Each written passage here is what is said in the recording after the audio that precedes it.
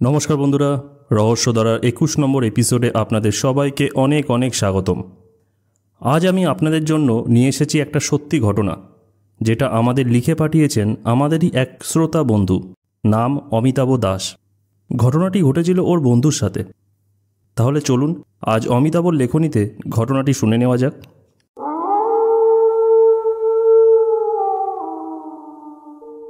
এই ঘটনার সূত্রপাত ঘটে যখন আমার মামাতো ভাই তার পরিবারের সাথে আমাদের বাড়িতে আসে। আমার মামাতো ভাই প্রায় আমারই বয়সী। আমার ভাইয়ের একটা স্বভাব ছিল, প্রতিদিন রাত্রিবেলায় ডিনারের শেষে তার প্রিয় কুকুরটাকে নিয়ে সে রাস্তায় খাওয়া দাওয়ার পর একটু হাঁটতে বেরোতো। আর তাই আমাদের বাড়িতে আসার পরও ওর এই অভ্যাসটা থেকেই যায়।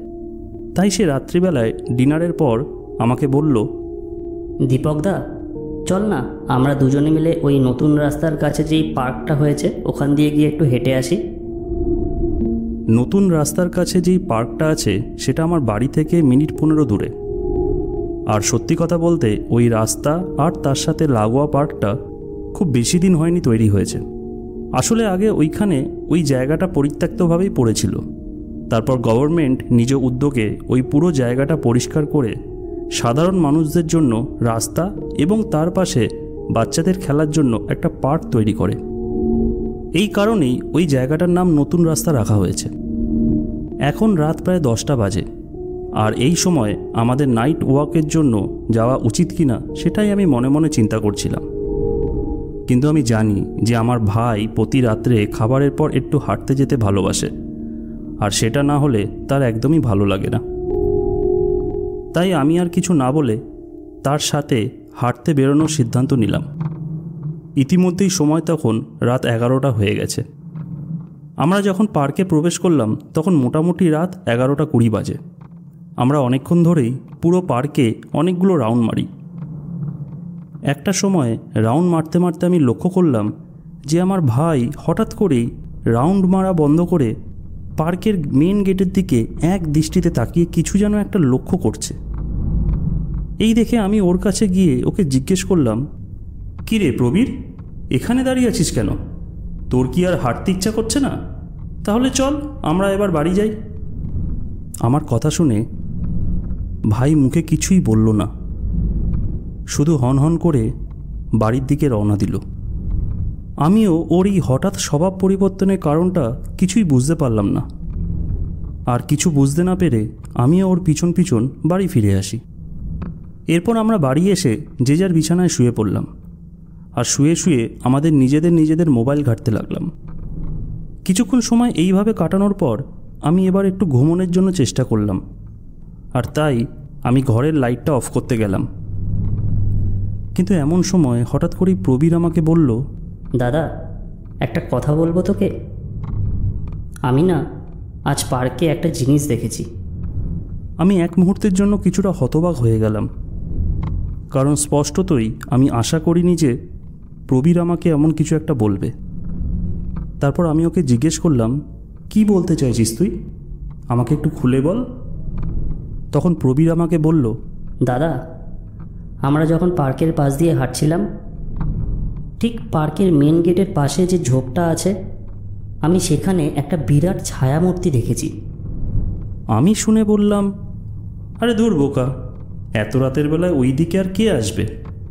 তুই মনে হয় অন্ধকারের মধ্যে কোনো গাছের ছায়া দেখেছিস, আর সেটাকে দেখেই মানুষ ভেবে ভুল করছিস। কিন্তু এইবার আমার ভাই একটু উত্তেজিত হয়েই আমাকে বলে উঠল, দাদা, আমি কি দেখেছি তা আমি জানি। আমরা যখন পার্কের অন্য দিক দিয়ে হাঁটাহাঁটি করছিলাম, তখন পার্কের ঠিক উল্টো দিকের গেটটার কাছেই অন্ধকার জায়গাটার কাছে আমি স্পষ্ট দেখলাম একটা মানুষের আকৃতির মতো ছায়ামূর্তি আমাদের দিকেই যেন তাকিয়েছিল। আর আর আমি যেই ওই দিকটায় তাকালাম, সঙ্গে সঙ্গে ওই ছায়ামূর্তিটা যেন হঠাৎ করেই হাওয়ায় মিলিয়ে গেল। সব শুনে আমি সেই সময়ের জন্য আর কোনো কথাই বললাম না, কারণ আমি আমার ভাইয়ের কথাকে বিশ্বাস করতে পারছিলাম না। কিন্তু মুখে সেটা আমি কিছুতেই প্রকাশ করছিলাম না, কারণ এতে ওর খারাপ লাগবে তাই। আমি ওকে বললাম, ঠিক আছে, আমি তোর কথা মেনে নিলাম। তুই যা দেখেছিস সেটা নিয়ে আমি আর তোকে কোনো প্রশ্ন করছি না, কিন্তু এখন অনেক রাত হয়েছে, তাই এবার চল এই সব কথা বন্ধ করে আমরা ঘুমিয়ে পড়ি। এই বলে আমরা সেই রাত্রে ঘুমিয়ে পড়লাম এবং আমার ভাইয়ের দেখা সেই ছোট্ট ভুতুড়ে ঘটনার ব্যাপারে পরে আমি আর ওকে কিছুই জিজ্ঞেস করিনি। পরের দিন রাত্রেও আমরা দুজন সেই পার্কেই আবার হাঁটতে গেলাম, যদিও আমার আসল উদ্দেশ্য ছিল আমার ভাইয়ের দেখা সেই জায়গাটা একবার নিজের চোখে দেখা। যদিও সেদিন আমরা বেশিক্ষণ হাঁটিনি। আমি আমার ভাইকে বলেছিলাম যে সে যেন আজকে আমাকে সেই জায়গাটা দেখায় যেখানে সে ওই ছায়ামূর্তিটাকে দেখেছিল, কিন্তু আমি সেখানে গিয়ে সেরকম কিছুই খুঁজে পাইনি।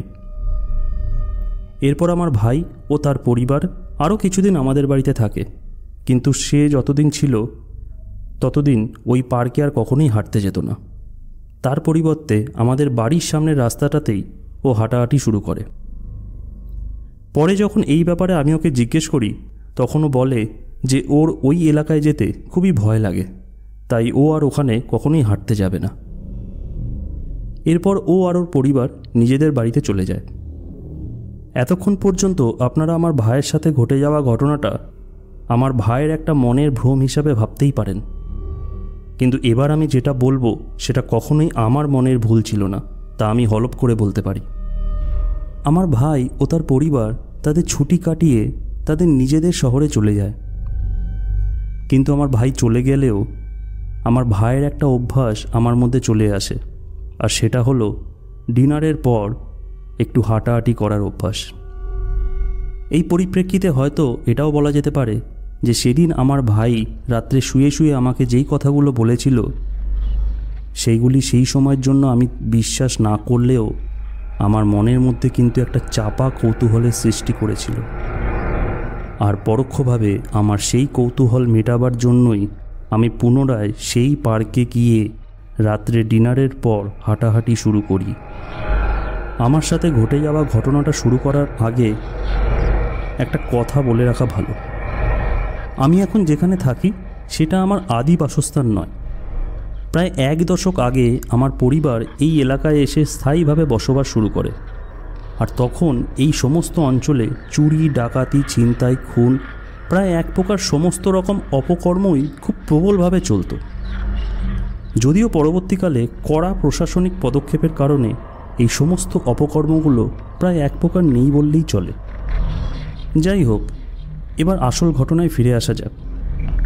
প্রায় 2 দিন যাবৎ আমি রাত্রে খাওয়া দাওয়া শেষ করে নতুন রাস্তার সেই পার্কে গিয়ে প্রায় 8 ঘন্টা ধরে হাঁটাহাঁটি শুরু করি, এবং আমার ভাই যেই স্থানটিতে সেই ছায়ামূর্তিটা দেখেছিল সেই স্থানটাকেও আমি বারংবার ভালোভাবে পরিদর্শন করি, কিন্তু সেরকম কোনো অস্বাভাবিক কিছুই আমার চোখে কখনো ধরা পড়েনি।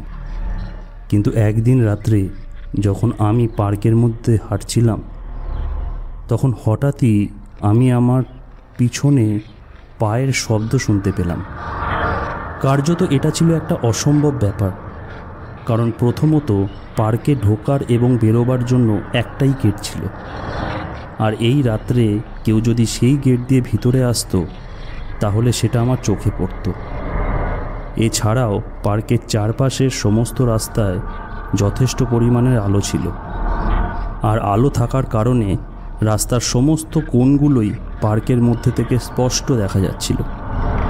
শুধুমাত্র পার্কের গেটের একটা কোণা কিছুটা অন্ধকার হয়ে থাকে, আর সেই কোণাতেই আমার ভাই সেই ছায়ামূর্তিটাকে দেখেছিল। তবে এখন সেই জায়গা দিয়ে কেউ বাইরে বা ভিতরে ঢুকলে আমি তা স্পষ্টই দেখতে পেতাম। এবার আমি পিছন ফিরলাম, কিন্তু পিছন ফিরে দেখি কেউই নেই। এরপর আবার আমি হাঁটতে শুরু করলাম। একটু পরে হাঁটতে হাঁটতে আমি যখন সেই অন্ধকার জায়গার কাছে যাই, আমার সারা শরীরে হঠাৎ করে কাঁটা দিয়ে উঠল।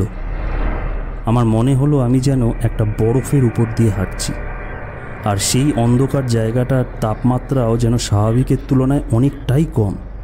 কিন্তু বিশ্বাস করুন বন্ধুরা, সেই সময় আমাদের এখানে গ্রীষ্মকাল চলছিল, আর আমাদের শহরের তাপমাত্রা তখন প্রায় 38 ডিগ্রির কাছাকাছি ছিল। এবার আমি পার্ক থেকে তাড়াতাড়ি করে বেরিয়ে এলাম এবং ঘামতে শুরু করলাম। আমার বাড়ি থেকে পার্কের দূরত্ব খুব বেশি হলে 15 মিনিট হবে, কিন্তু সেই দিন যেন সেই 15 মিনিটের রাস্তা কিছুতেই শেষ হচ্ছিল না। এর সাথে সাথে আর একটা অদ্ভুত ব্যাপার হলো, আমি যেন দৌড়াতেও ভুলে গিয়েছিলাম। আমি আমার বুকের মধ্যে একটা চাপ অনুভব করছিলাম।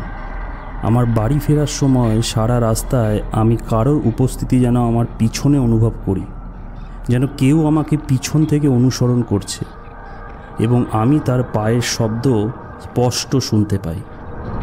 কিন্তু এত কিছুর পরেও আমি পিছন ঘুরে কাউকেই দেখতে পাইনি, যেন এক অদৃশ্য কোনো এক শক্তি আমার পিছন পিছন চলে আসছে আমার সাথে।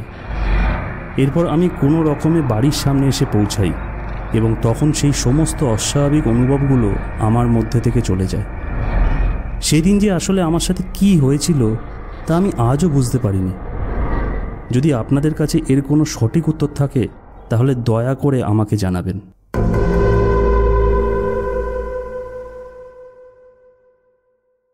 তো বন্ধুরা, অমিতাভর বন্ধুর সাথে ঘটে যাওয়া এই ঘটনাটি এখানেই শেষ হলো।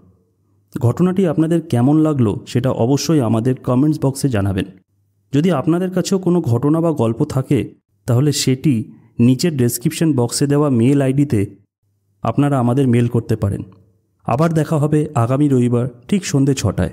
ততক্ষণের জন্য আপনাদের সবাইকে শুভরাত্রি।